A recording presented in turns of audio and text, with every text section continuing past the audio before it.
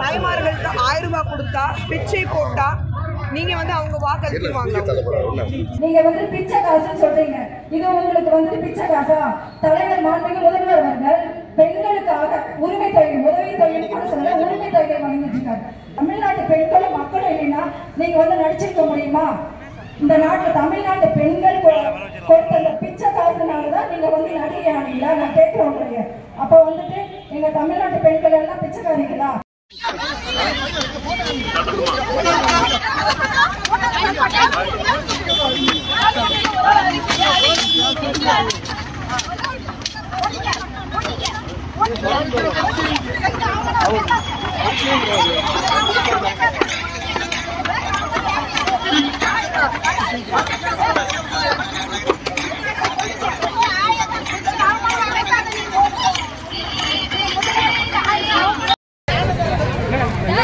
வேணாம்